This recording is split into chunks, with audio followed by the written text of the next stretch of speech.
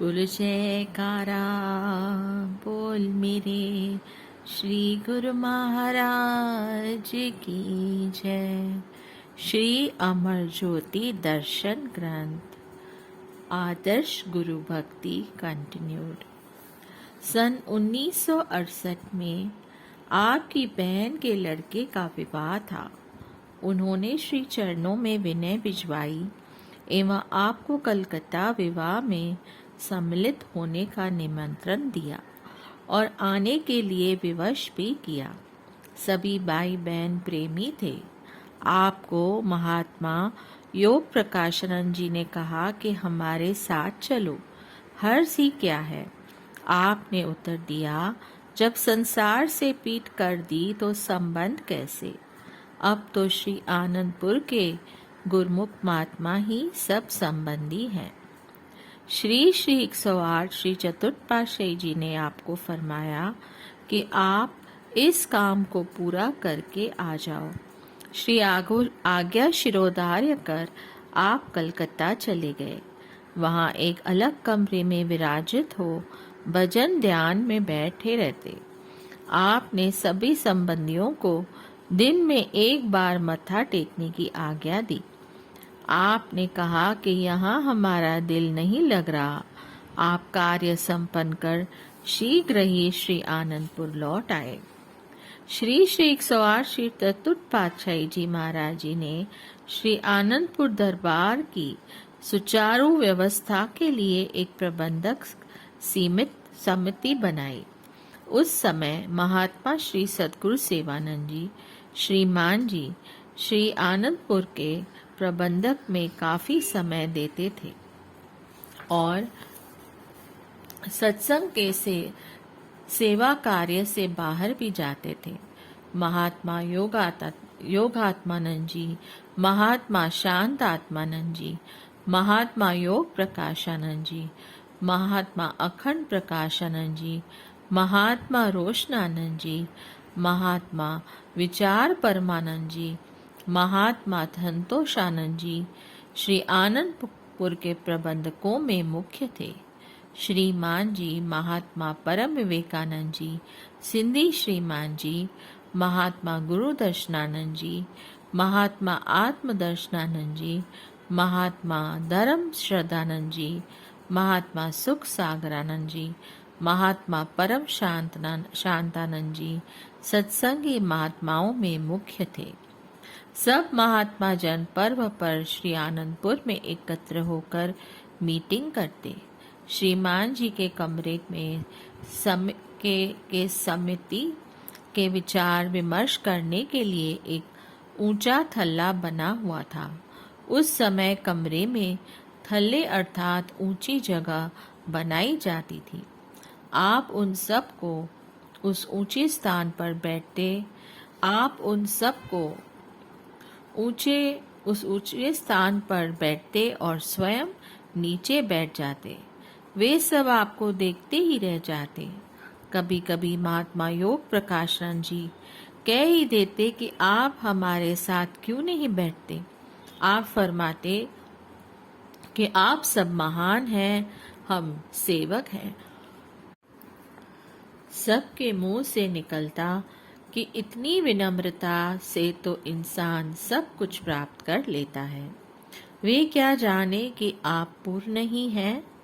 आपने श्री सद्गुरु देव जी, श्री तीसरी पातशाही जी एवं श्री सद्गुरु जी श्री चतुर्थ पातशाही जी के समय में एक रस श्री आज्ञा पालन एवं सेवक धर्म के आदर्श को स्थापित कर दिया। आपकी महानता का ज्वलंत उदाहरण आप स्वयं थे। आंतरिक रहस्य। महापुरुषों के आंतरिक रहस्य केवल महापुरुष ही जानते हैं। वे अपने ध्येय पूरक तत्वदर्शी शिष्य को पहचानते हुए भी रूहानी जानशीन पर परमार्थकार का उद्घाटन करते हैं। आपकी रूहानी शक्ति की दात समर्पित करते हैं।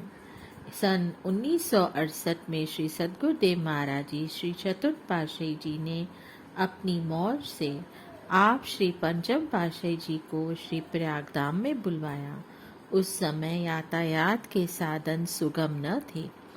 आप सरकारी काम के लिए गुना गए हुए थे। महात्मा परम योगानंद जी ने फोन पर श्री आज्ञा सुनाई कि जहाँ भी हो वहाँ से शीघ्र श्री प्रयागधाम आ जाओ। आप सरकारी काम के सभी कागज पत्र गुना आश्रम में छोड़कर वहीं से सीधा श्री प्रयागधाम की ओर चल दिए। ट्रेन में 2 दिन का समय लगता था। जो वस्त्र पहने थे उसी उनसे ही वहां पहुंच गए। अन्य वस्त्र लेने श्री आनंदपुर नहीं गए। श्री सतगुरुदेव महाराज जी श्री कार में विराजमान होकर बाहर से आए। आपको देखते ही प्रसन्न मुद्रा में फरमाया कि आ गए। पुनः महात्मा दर्शन लखानंद जी को बुलाकर कहा, आज हमें दुर्दरगाही कार्य को पूर्ण करना है। आज्ञाकारी, दृढ़ संकल्प एवं कर्तव्यनिष्ठ तथा श्री परमहंस दयाल जी के मिशन के पूर्णकर्ता आ गए हैं। आप दरवाजे पर खड़े रहना, कोई भी अंदर की ओर न आए, न कुछ सुनने पाए। आप भी किसी को यह रहस्य नहीं बताना, गुप्त रखना। समय आने पर सबको विदित हो जाएगा। महात्मा दर्शन लखानंद जी ने श्री आज्ञा से आपको श्री पंचम पातशाही जी को अंदर बुलाया। श्री सद्गुरुदेव महाराज जी ने के श्री चरणों में आपने दंडवत प्रणाम किया। श्री वचन हुए कि हमने आपको विशेष कार्य संपन्न करने के लिए यहाँ बुलाया है। आपने श्री परमहंस दयाल जी की श्री मौज को पूर्ण करना है। महापुरुष भी परंपरागत सीना बसीना रूहानी उत्तराधिकारी को आध्यात्मिक शक्ति समर्पित करते हैं। श्री सद्गुरुदेव महाराज जी श्री तृतीय पातशाही जी ने हमें आपके लिए वचन फरमाए थे। आपने परमार्थ का महान कार्य करना है। हमारी भी यही मौज एवं आज्ञा है कि आपको सब कुछ समर्पित कर स्वयं निश्चिंत हो जाएं। आपने श्री सद्गुरुदेव महाराज जी श्री चतुर्थ पातशाही जी के श्री चरणों में पुण्य दंडवत प्रणाम कर विनय की, प्रभु सेवक को सेवक रहकर ही सेवा का सौभाग्य देते रहें। आपकी छत्र छाया में जीवन व्यतीत हो। श्री वचन हुए कि अब आपको सारी सेवा सौंप रहे हैं, श्री आज्ञा से पूर्ण करो। पुण्य रूहानी रहस्यों को समझाते रहे। एक दिव्य प्रकाश आपके चारों ओर हुआ और आपके अंतर में समा गया।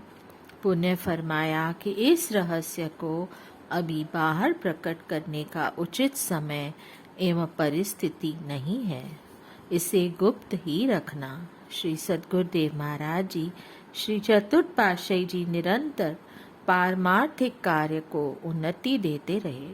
अप्रैल सन 1970 में आप श्री आनंदपुर में विराजमान थे। सेवकों को आपकी सेहत सुकोमल प्रतीत हुई। सेवकों ने डॉक्टर को बुलाने के लिए श्री चरणों में विनय की। श्री वचन हुए कि हमारी सेहत डॉक्टरों की दवाइयों से कदापि ठीक नहीं हो सकती। यह सब श्री परमहंस दयाल जी के हाथ में है। उन्हीं का आधिपत्य है। वे जो चाहेंगे करेंगे। आपका संकेत निजाम जाने की मौज में था, परंतु अल्प बुद्धि क्या जाने। श्री सद्गुरुदेव महाराज जी 2 मई सन 1970 को श्री प्रयागधाम पहुंचे। 12 मई सन 1970 को दोपहर के समय सेवादारों को आपने श्री वचन फरमाए, हमारा तो विचार है कि अब महात्मा दर्शन पूर्णानंद जी को सब काम समझा दे। श्री आनंदपुर में कई कामों का उत्तरदायित्व तो इन्हें पहले से ही सौंप दिया गया है। यहाँ श्री प्रयागधाम में भी सब काम अर्थात श्री मंदिर, सरोवर, उर्ली शहर का मकान और निज धाम, येवला का स्थान आदि आदि, इन सब स्थानों की कार्य पूर्ति में वे स्वयं करेंगे। इतना फरमाकर श्री सद्गुरु दीन दयाल जी मौन हो गए। आप गुप्त रूप में से तो उन्हें श्री पंचम पातशाही जी सब कुछ समझा चुके थे, परंतु अब बाहरी रूप में सांकेतिक भाषा में सबके सामने इस रहस्य को प्रकट कर रहे थे। 20 मई सन 1970 बुधवार के दिन श्री सद्गुरुदेव महाराज जी श्री चतुर्थ पातशाही जी ने निजी मौज से महात्मा परम योगानंद जी को समीप बुलाकर कहा कि महात्मा दर्शन लखानंद जी को बुलाओ। जब वे दोनों महात्मा जन श्री चरणों में उपस्थित हुए तो आपने फरमाया, हम आप दोनों को एक गुप्त रहस्य की बात कहते हैं।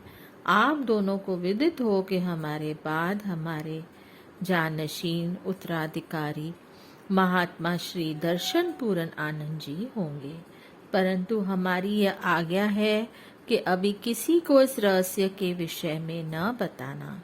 समय आने पर महात्मा सतगुरु सेवानंद जी को सब वचन बता देना। वे हमारे अरशाद वचन जब किसी को बताने के लिए कहें तो उस समय तुम सबको सुना सकते हो, परंतु उससे पहले किसी से भी बात नहीं करना। इस प्रकार आप अपनी श्री मौज अनुसार श्री सद्गुरुदेव महाराज जी श्री चतुर्थ पातशाही जी 30 मई सन 1970 में निज स्वरूप में लीन हो गए। 1 जून सन 1970 को श्री आनंदपुर में महासमाधि में विराजमान हुए। मर्यादानुसार 2 जून सन 1970 को उनकी पुण्य स्मृति में भंडारा किया गया। श्री 108 श्री सद्गुरुदेव महाराज जी श्री चतुर्थ पातशाही जी के मुख से 20 मई सन 1970 को फरमाए गए वचनानुसार 4 जून को प्रातः 8 बजे श्री आनंदपुर के सत्संग भवन में सब संगत को एकत्र कर यह श्री आज्ञा सुनाई गई कि श्री 108 श्री सद्गुरुदेव महाराज जी श्री चतुर्थ पातशाही जी यह श्री आज्ञा दी हुई है कि हमारे रूहानी जानशीन महात्मा श्री दर्शन पूरन आनंद जी होंगे। महात्मा जन भाइयां एवं सर्व संगत ने श्री आज्ञा शिरोधार्य कर श्री स्वामी जी श्री पंचम पातशाही जी के श्री चरणों में दंडवत वंदना की। श्री सतगुरुदाता दयाल जी श्री पंचम पातशाही जी ने ये प्रवचन फरमाए। हमारे लिए जो श्री सद्गुरुदेव महाराज जी ने श्री दरबार की सेवा करने की श्री आज्ञा प्रदान की है, हम उसका पालन करेंगे व आप सब गुरुमुखों को भी श्री सद्गुरु दीन दयाल जी की श्री आज्ञा का पालन करना होगा। विधि पूर्वक रूहानी जानशीनी देने का दिन दिनांक 10 जून सन 1970 शुभ दिन बुधवार निश्चित किया गया। बोलिए जयकारा बोल मेरे श्री गुरु महाराज की जय। जय सच्चिदानंद।